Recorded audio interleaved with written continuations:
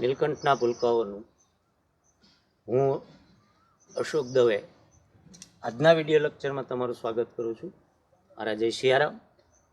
બાજુમાં આપેલ આકૃતિમાં દર્શાવ્યા પ્રમાણે અહીં એક આકૃતિ છે. મેં ચોરસમાં વર્તુળ દોરવાનો પ્રયત્ન કર્યો છે. થોડી ઘણું વર્તુળ રાઈટ નથી થયું, હાથથી દોરાયેલું છે. આકૃતિ દોરવી પોસિબલ નહોતી, બોર્ડ નાનું છે એટલે એ થોડું અક્ષમ્ય ગણીને ચલાવી લેશો. એમાં 4 એક્ઝેક્ટ વર્તુળ છે અને એ ચોરસની દરેક બાજુને ટચ થાય છે.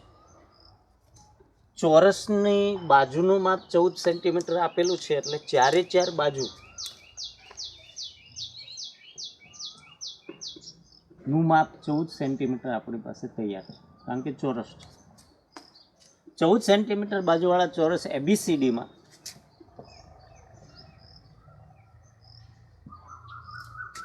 આપેલ રંગીન પ્રદેશનું ક્ષેત્રફળ શોધો. હવે રંગીન પ્રદેશ ક્યાં છે આપ જોઈ લો કે આખા ચોરસને માની લો કે કલર કર્યો છે, એમાંથી 4 વર્તુળ કલર કર્યા વગરના છે એટલે 4 વર્તુળ જો આપણે કાઢી નાખીએ તો બાકીના ખૂણા, અહીંયા થોડો ભાગ, વચલો ભાગ, અહીંયા થોડો ભાગ, એ જે રંગીન પ્રદેશ છે એનું આપણે ક્ષેત્રફળ શોધવાનું. તો આ દાખલો તો બિલકુલ સહેલો થઈ ગયો કે ચોરસનું ક્ષેત્રફળ આપણે શોધી લઈએ, 4 વર્તુળનું ક્ષેત્રફળ એમાંથી બાદ કરી નાખીએ એટલે રંગીન ભાગ જ વધે. હવે પ્રશ્ન પહેલો એ થાય કે અહીંયા એક સામાન્ય બુદ્ધિનો સવાલ છે કે જો તમારે વર્તુળનું ક્ષેત્રફળ શોધવું હોય તો વર્તુળની ત્રિજ્યા આપણી પાસે હોવી જોઈએ. અહીંયા ત્રિજ્યાનો બિલકુલ ઉલ્લેખ નથી. એક ઉલ્લેખ એવો છે કે ચોરસની બાજુ 14 આપેલી છે. તો ચોરસને 4 બાજુ સરખી હોય આપ જાણો છો ને. આ જે સીડીનું માપ છે એ હું અહીંયા દોરવા માંગુ છું. તો આ જેટલું સીડીનું માપ થયું એ સીડીને અહીંયા લીધી છે એવું માનો તો આ વર્તુળમાં આનો વ્યાસ અને આનો વ્યાસ થયો એટલે કે અહીં ચોરસની દરેક બાજુનું માપ 14 સેન્ટીમીટર આપેલ છે. માટે બંને વર્તુળનો વ્યાસ, બંનેના વ્યાસ ભેગા કરીએ એટલે આખી બાજુ 14 છે એટલે 7 વ્યાસ આનો થાય, 7 વ્યાસ આનો થાય,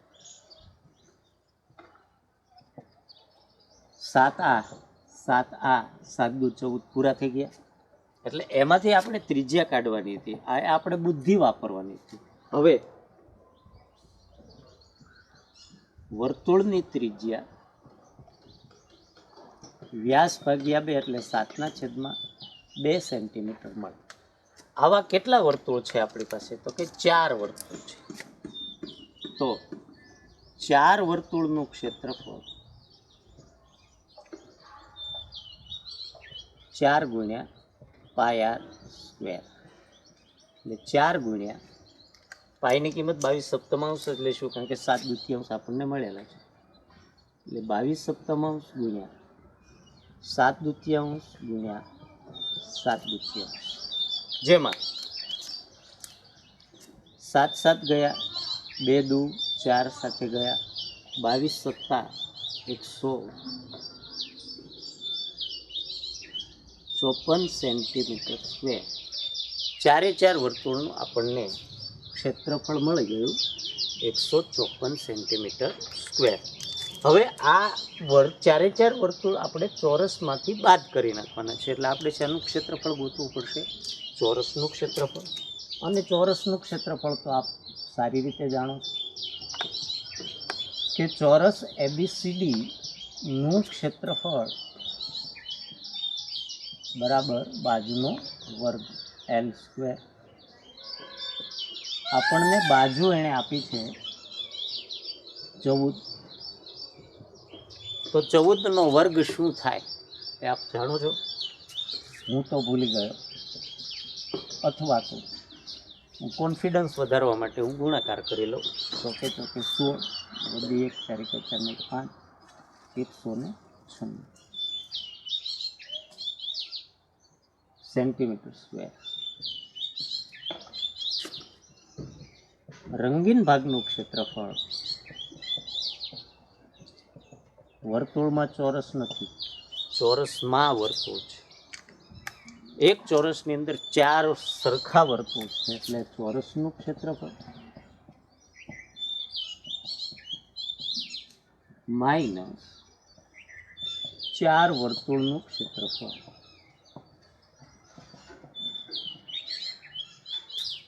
આપણને ચોરસનું ક્ષેત્રફળ મળ્યું 196 સેન્ટીમીટર સ્ક્વેર માઇનસ 4 વર્તુળનું મળ્યું 154 સેન્ટીમીટર સ્ક્વેર. 6 માંથી 4 ગયા 2, 9 માંથી 5 ગયા 4, 1 માંથી 0, 42 સેન્ટીમીટર સ્ક્વેર. આ 42 સેન્ટીમીટર સ્ક્વેર છે. આપણને શું મળ્યું? તો કે ચોરસ એબીસીડીમાં આવેલા રંગીન પ્રદેશનું ક્ષેત્રફળ. એટલે આપણે જવાબ લખીએ છીએ આમ: રંગીન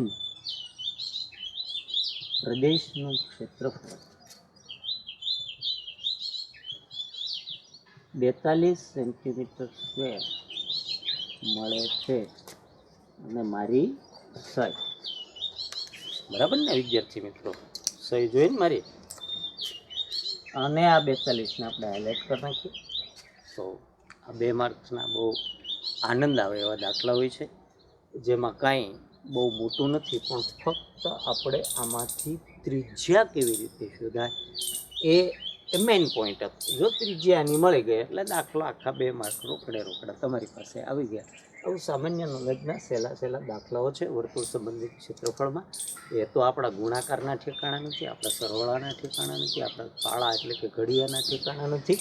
એટલે આ સ્વાધ્યાયમાં આપણને અઘરું લાગે છે. જોઈએ આગળનો દાખલો. બીજો દાખલો: જો PQ 24 સેન્ટીમીટર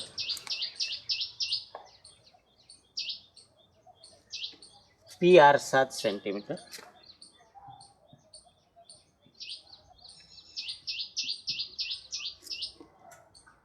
અને વર્તુળનું કેન્દ્ર O હોય તો નીચે આપેલ આકૃતિમાં દર્શાવેલ રંગીન પ્રદેશનું ક્ષેત્રફળ શોધો. આ રંગીન પ્રદેશનું ક્ષેત્રફળ તો આપણે શોધી નાખીએ, પરંતુ અહીંયા જે સફેદ ભાગ છે જેનો વ્યાસ RQ છે એના દ્વારા 2 અર્ધવર્તુળ મળી જાય. આ અર્ધવર્તુળને આપણે કાઢી નાખીએ ને તોય ચાલશે. આ અર્ધવર્તુળ આપણે ગણતરીમાં જ નહીં લઈએ. રકમ દાખલાને મોટો કરીને પછી બાદ કરવું એના કરતાં આપણે એક અર્ધવર્તુળને બિલકુલ ભૂલી જાય. એક અર્ધવર્તુળમાં આવીએ તો આ અર્ધવર્તુળ RPQ જેનો વ્યાસ RQ છે એમાં અહીંયા એક ત્રિકોણ છે. એ ત્રિકોણ જો હું અર્ધવર્તુળમાંથી કાઢી નાખું તો આ રંગીન ભાગ વધે છે એવું દેખાય છે સ્પષ્ટ.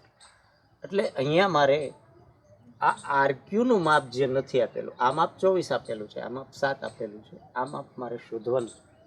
એટલે જો મને RQ મળી જાય તો એ મારો વ્યાસ થશે. અર્ધવર્તુળનું ક્ષેત્રફળ ગોતવા માટે આખા વર્તુળનું જે ક્ષેત્રફળ છે πr² એને ભાગી આપણે 2 કરી નાખીએ એટલે અર્ધવર્તુળ મળી જાય.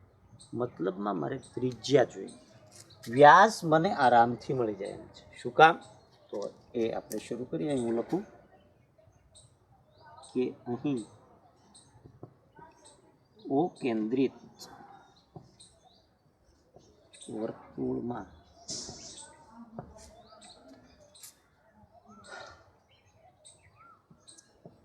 RQ રેખાખંડ એ વ્યાસ છે.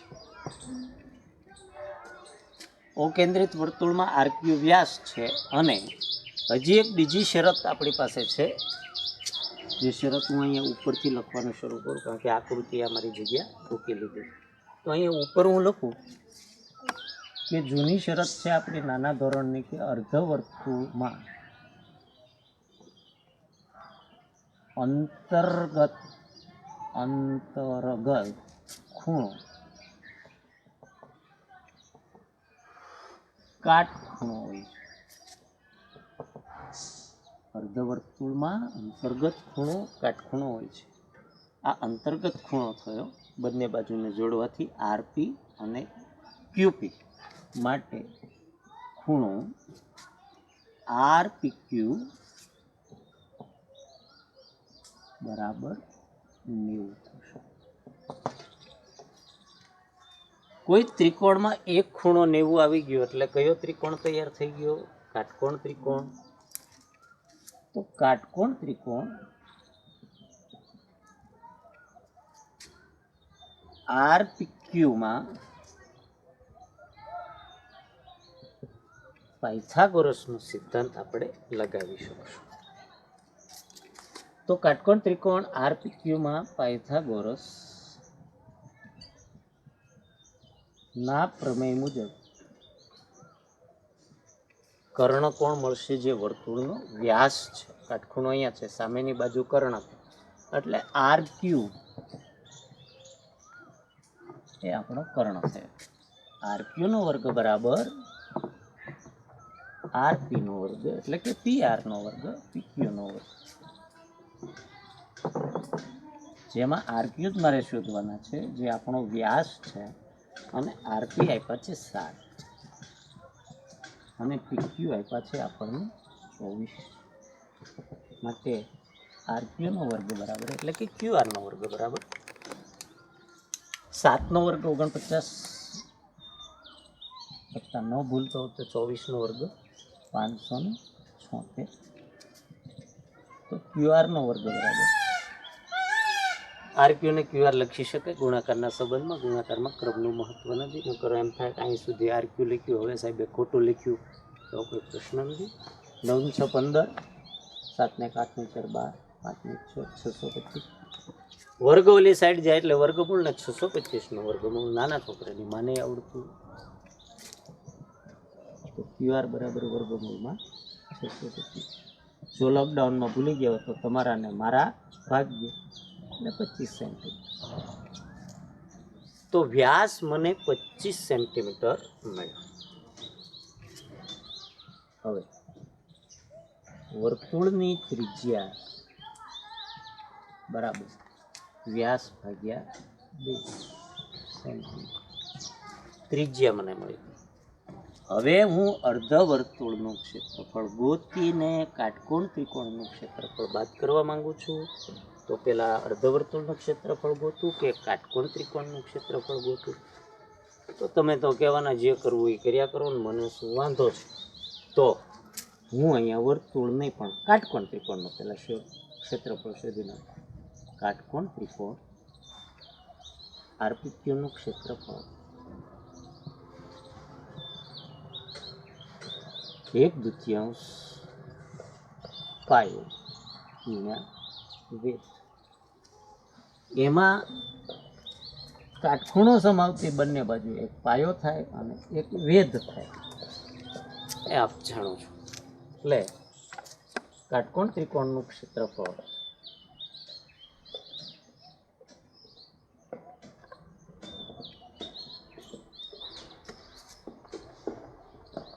1/2 પાયો હું PR લખું અને વેધ એનો હું PQ લખું.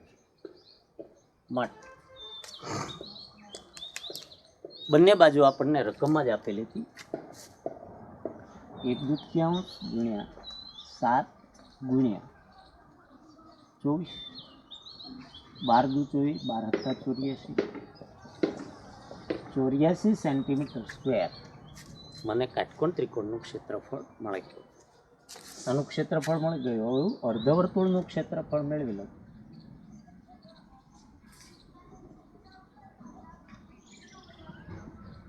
πr² ભાગ્યા 2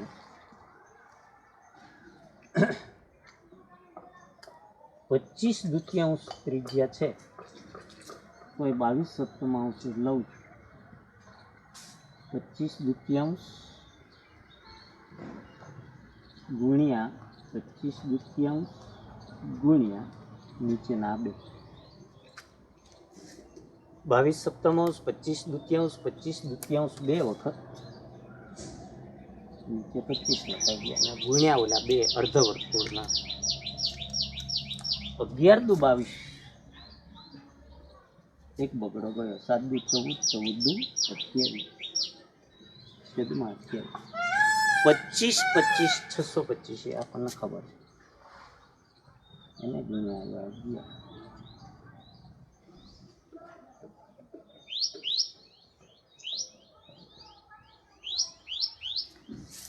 6,875 ઉપર એકી સંખ્યા નીચે બેકી સંખ્યા. એટલે આ રંગીન પ્રદેશનું ક્ષેત્રફળ ગોતવામાં આપણે અહીંયા છેદ નહીં ઉડાડીએ. અર્ધવર્તુળનું ક્ષેત્રફળ મળી ગયું. હવે આપણે રંગીન પેનથી રંગીન ભાગનું ક્ષેત્રફળ શોધીએ.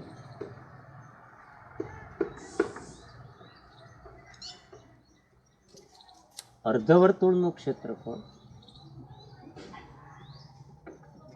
માઇનસ કાટકોણ ત્રિકોણનું ક્ષેત્રફળ. અર્ધવર્તુળનું ક્ષેત્રફળ આપણને મળ્યું 6,875/28 માઇનસ કાટકોણ ત્રિકોણનું ક્ષેત્રફળ મળ્યું હતું 84. 84ના છેદમાં કાંઈ નથી, 1 લઈએ, એલસીએમ લઈ લઈએ 28. 6,875 અહીંયા 28 ગુણ્યા 1 કરશું. અહીંયા 28 વડે ગુણવું પડશે એટલે 84 ગુણ્યા 28 કરી લઈએ. 4 દુ 8, 8 દુ 16, 8 ચોક 32, ઉદી 3, 88, 64, 65, 66 ને 67. 8, 9, 10, 11, 12, 13, 14 ને 15, 8, 8, 15, 12 ને 13, 1 ને 2 માઇનસ 2352. બાદ બાકી કરી લઉં. છેદમાં 28 ના 28, 5માંથી 2 જાય 3, 7માંથી 5 જાય 2, 8માંથી 3 જાય 5, 6માંથી 2 જાય 4, 4,523 છેદમાં 28 સેન્ટીમીટર સ્ક્વેર રંગીન પ્રદેશનું ક્ષેત્રફળ મળે. મારી પાસે જગ્યા નથી એટલે સંપૂર્ણ જવાબ હું નહીં લખું, તમે એમ લખી નાખજો કે આમ રંગીન પ્રદેશનું ક્ષેત્રફળ 4,523/28 સેન્ટીમીટર સ્ક્વેર મળે છે. આ ભાગાકાર તમે ન કરો તો પણ પરીક્ષામાં આના પૂરા માર્ક મળશે. છતાં પણ ટાઈમ રહે તો એક લીટી ખાલી છોડીને લાસ્ટમાં પેપર લખાણા પછી પોઈન્ટમાં પણ એને જવાબ લાવી દો. તો વિદ્યાર્થી મિત્રો, હવે આના પછીનો દાખલો જોઈએ. ત્રીજો દાખલો. જો ઓ કેન્દ્રવાળા બે સમકેન્દ્રી વર્તુળોની ત્રિજ્યા અનુક્રમે 7 અને 14 સેન્ટીમીટર. બે ત્રિજ્યાઓ છે. આપ જાણો છો કે 7 સેન્ટીમીટર ત્રિજ્યા નાના વર્તુળની છે, 14 સેન્ટીમીટર ત્રિજ્યા મોટા વર્તુળની. તથા ખૂણો AOC 40, AOC આ ખૂણો 40 અંશ આપણને આપેલો છે. તો આકૃતિમાં દર્શાવે આ રંગીન પ્રદેશનું ક્ષેત્રફળ આપણે શોધવાનું છે. બહુ ઇઝી દાખલો છે. આ રંગીન પ્રદેશ, આ વર્તુળ, આ અંદરનું વર્તુળ, બંનેનું કેન્દ્ર સમકેન્દ્રી વર્તુળોને થોડું તમે ધ્યાનથી જુઓ એટલે બે વૃત્તાંશ તમને અહીંયા મળશે. એક આ 14 સેન્ટીમીટર વાળું, એનો થીટા 40, એનું આપણે ક્ષેત્રફળ ગોતી નાખીએ વૃત્તાંશનું. એમાંથી આ નાનું વૃત્તાંશ છે 7 સેન્ટીમીટર, થીટા એ 7 સેન્ટીમીટર. એ આ મોટા વૃત્તાંશમાંથી આ નાનું વૃત્તાંશ આપણે કાઢી નાખીએ એટલે આપણને આરામથી આપણું ક્ષેત્રફળ મળી જશે. એટલે આપણે આગળ વધીએ. અહીંયા જ લખવું અને સમય પણ જશે.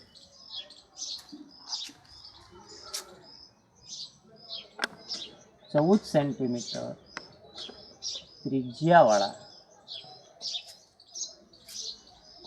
વૃત્તાંશ OAPCનું ક્ષેત્રફળ બરાબર πr² થીટાના છેદમાં 360. અહીંયા ગોળાઈ માટે, ચાપ માટે પી લઈ લેવાનું. માટે પાઈની કિંમત 7 ત્રિજ્યા અને 14 ત્રિજ્યા આવતી હોવાથી 22 સપ્તમાંશ લઈશું. મોટા વૃત્તાંશની ત્રિજ્યા કેટલી આવે છે? 14. 14 ગુણ્યા 14 ગુણ્યા થીટા 40 છેદમાં 360.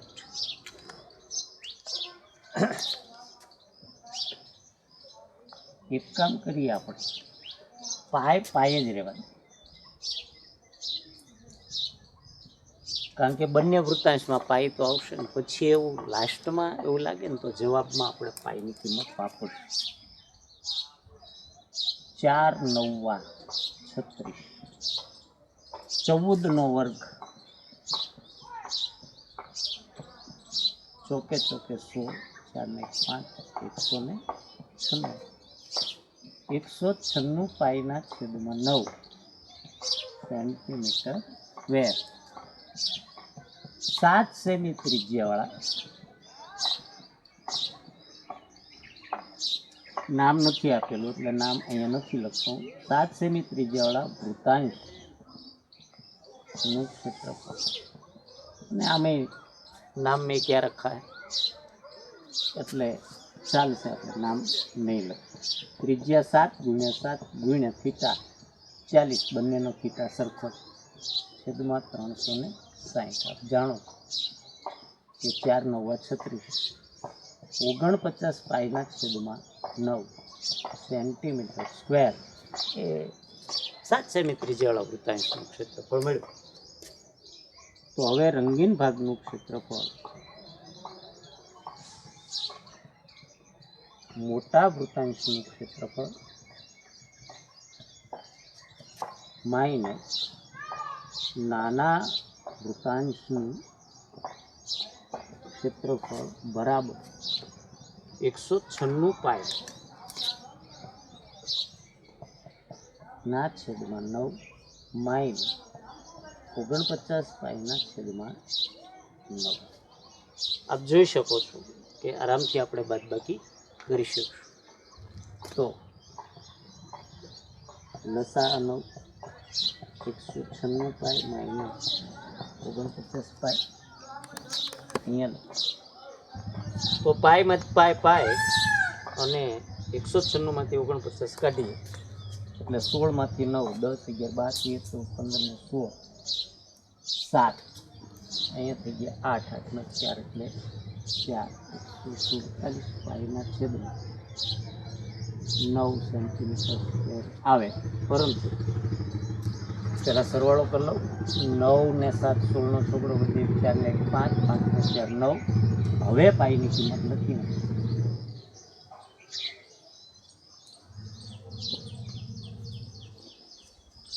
નવ એકા 9, 10, 11, 12, 13 ને 14, 5 વધ્યા, 9ના ઘડિયામાં 57 નહીં આવે એટલે 9 × 7 = 63, 147 × 22, 7 દુ 14, 4 દુ 8 ને 9, 2 એકા 2, 7 દુ 14, 4 દુ 8 ને 9, 2 એકા 2, 9 ને 13, 9 ને 10 ને 12, 3234 સેન્ટીમીટરના વર્ગ. આમ